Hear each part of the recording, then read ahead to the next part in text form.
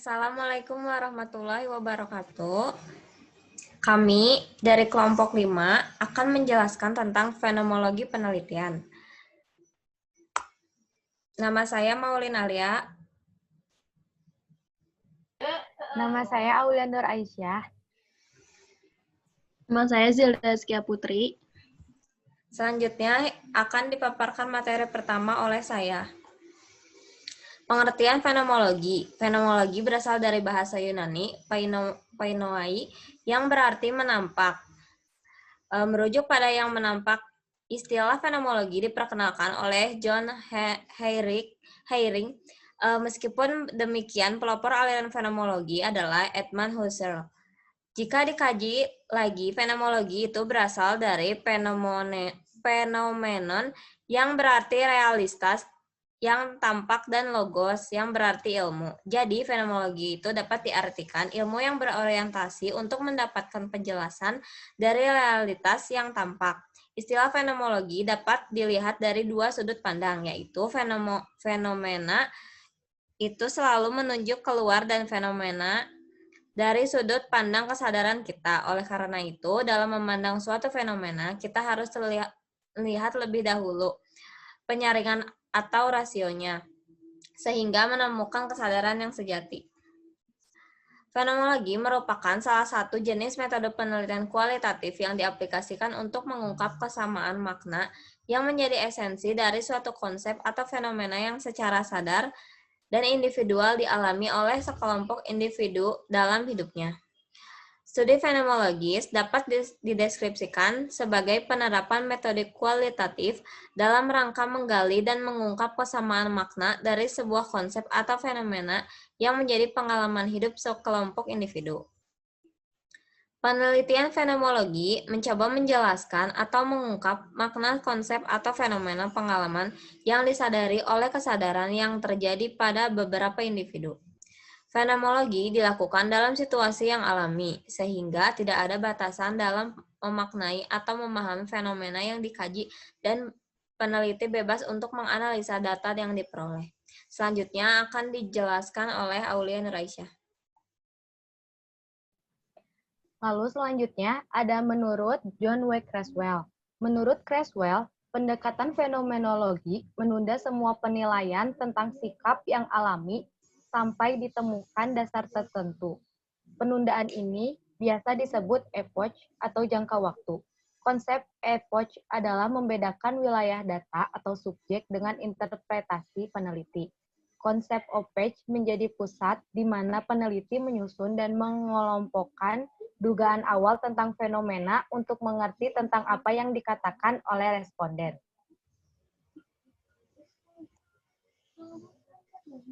Lalu selanjutnya ada ciri-ciri fenomenologi.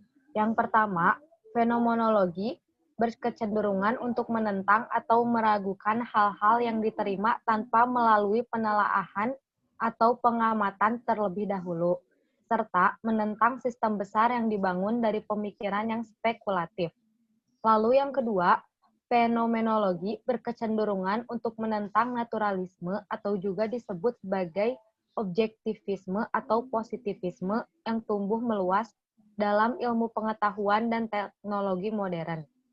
Lalu yang ketiga, secara positif, fenomenologi berkecenderungan untuk membenarkan pandangan atau persepsi dalam beberapa hal, juga evaluasi dan tindakan yang mengacu pada apa yang dikatakan Husserl sebagai evidence, yakni terdapat kesadaran tentang kebenaran itu sendiri, bagaimana yang telah terbuka secara sangat jelas, tegas perbedaannya, dan menandai sesuatu yang disebut sebagai apa adanya seperti itu. Lalu yang keempat, fenomenologi cenderung mempercayai perihal adanya bukan hanya dalam arti dunia kultural dan natural, tetapi juga adanya objek yang ideal seperti jumlah, dan bahkan juga berkenaan dengan kehidupan tentang kesadaran itu sendiri yang dijadikan sebagai bukti dan oleh karenanya harus diketahui. Lalu yang selanjutnya akan dijelaskan oleh Zilda Astia.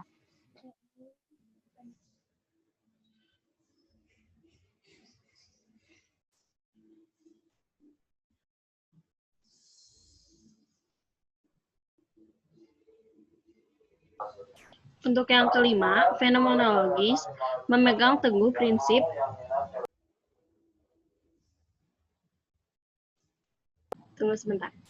prinsip bahwa Rizal harus memfokuskan diri pada suatu yang disebut menemukan permasalahan, sebagaimana yang diarahkan kepada objek dan pembentulannya terhadap objek sebagaimana ditemukan permasalahannya.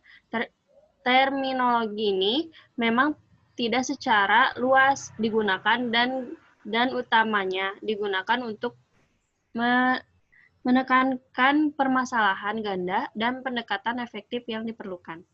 Untuk yang keenam, ada fenomena berkecenderungan untuk mengetahui peranan deskripsi secara universal, pengertian a priori, dan atau eidetik untuk menjelaskan sebab dan akibat, maksud atau latar belakang. Untuk yang ketujuh, fenomenolog berkecenderungan untuk mempersuaikan tentang kebenaran dan ketidakbenaran mengenai apa yang dikatakan oleh Husserl sebagai transidental.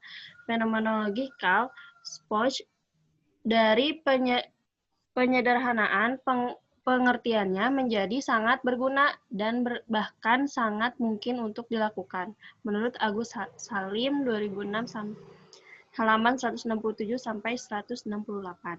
Adapun analisis data fenomenologi yang pertama itu reading and reading. Dengan membaca dan membaca kembali, penelitian menenggelamkan diri dalam data yang original. Bentuk kegiatan tahap ini adalah menuliskan transkrip dalam bentuk tulisan imajinasi. Kata-kata dari partisipan penelitian benar-benar menjadi fokus analisis.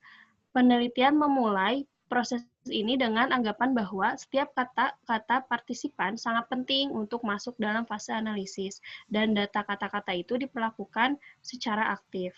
Terus juga untuk yang kedua ada initial noting. Initial noting ini, analisis ini tahap awal ini sangat mendetail dan mungkin menghabiskan waktu. Tahap ini menguji isi konten dari kata, kalimat, dan bahasa yang digunakan partisipan dalam level eksploratory. Analisis ini menjaga kelangsungan pemikiran yang terbuka, open mind, dan mencatat segala sesuatu yang menarik dalam transkrip proses ini menumbuhkan dan membuat sikap yang lebih familiar terhadap transkrip data tersebut. Terus juga proses ini, tahap ini juga memulai mengidentifikasi secara spesifik dengan partisipan mengatakan tentang sesuatu, memahami dan memikirkan mengenai isu-isu. Seperti itu. Adapun yang ketiga,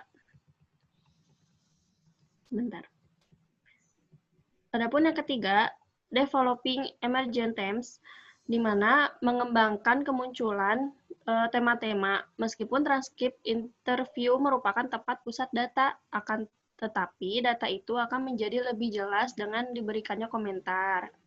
Komentar itu bisa disebut eksploratory yang tadi, secara komprehensif. Dengan komentar eksplorasi tersebut, maka pada seperangkat data muncul atau tumbuh secara substansi. Seperti itu. Terus analisis ini juga komentar-komentarnya itu mengidentifikasi munculnya tema-tema termasuk memfokuskan sehingga sebagian besar transkrip menjadi jelas. Terus yang keempat ada searching for connection across emergent themes, di mana partisipan ini, penelitian ini memegang peran penting semenjak pengumpulan data dan membuat komentar eksploratory. Atau dengan kata lain, pengumpulan data dan pembuatan komentar di eksploratory dilakukan dengan berorientasi pada partisipan. Seperti itu. Terus juga ada yang kelima, moving the next cases, di mana tahap ini dilakukan pada setiap satu kasus atau partisipan. Jika satu kasus selesai dan dituliskan hasil analisisnya, maka tahap selanjutnya berpindah pada kasus atau partisipan berikutnya hingga selesai semua kasus.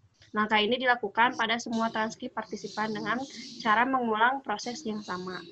Terus ada yang terakhir, yang itu ada looking for patterns across cases, di mana tahap akhir merupakan tahap ke-6 dalam kasus ini, analisis ini adalah mencari pola-pola yang muncul antar kasus atau partisipan. Apakah hubungan yang terjadi antara kasus dan bagaimana teman-teman yang ditemukan dalam kasus-kasus tersebut. Di mana kasus-kasus ini membantu peneliti melakukan penggambaran dan pelabelan kembali pada tema-tema, dan pada tahap ini dibuat raster table dari tema-tema untuk satu kasus atau kelompok kasus dalam sebuah institusi atau organisasi. Seperti itu. Sekian pemaparan materi dari kami. Mohon maaf bila ada kesalahan. Wassalamualaikum warahmatullahi wabarakatuh.